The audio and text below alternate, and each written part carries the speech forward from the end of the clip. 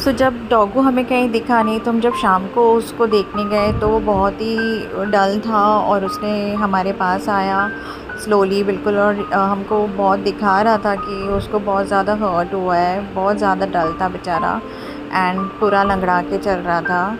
सो मुझे सच में कुछ समझ में नहीं आया कि किया जाए इसके लिए, क्योंकि मेरे लिए भी फ़र्स्ट टाइम था। हमारे आसपास कुछ एनिमल रेस्क्यूअर्स रहते हैं। सो एक मेरी बिल्डिंग में ही है जिसको मैंने कॉल किया, 2-3 लोग थे। सो उसमें से एक आई नीचे एंड शी ट्राइड टू उसने उसको मुंह पे बांधा सो दैट उसको बेटाडिन उसके पास था इमीडिएट तो हम लगा सके। सो बहुत मुश्किल से हाथ में आया।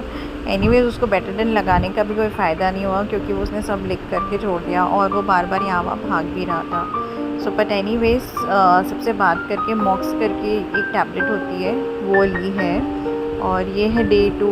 कल रात को तो उसको दे दिया था खाने के साथ, और आज इसको मैं दूंगी। लेकिन मैंने देखा कि कल जब हमने दिया तो 500 mg उसके लिए बहुत ज़्यादा स्ट्रॉन्ग हो गया था।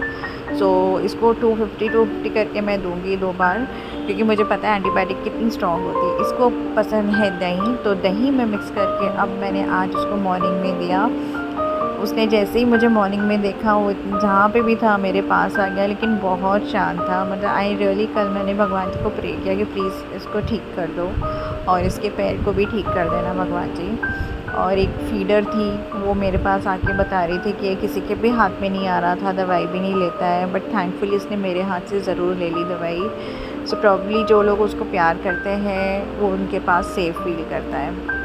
अम्मा ने उसको सुबह इडली खिलाने की कोशिश की, लेकिन उसने इतनी इडली खाई भी नहीं। So that's it guys. बस मेरी एक स्मॉल रिक्वेस्ट है, तो please when ever you drive B very careful. ये चाहे वो डॉग हो, छोटे बच्चा भी हो सकता है, कुछ भी हो सकता है। इन छोटे बच्चे या सबकी फैमिलीज़ होती है ध्यान रखने के लिए, इनके लिए कोई नहीं है।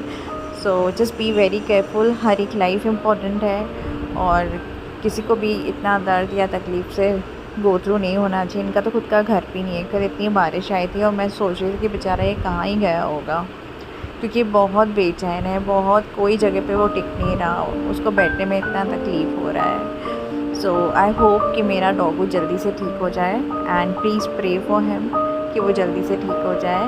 और उसको बहुत ज़्यादा वुंडेड है वो आज भी।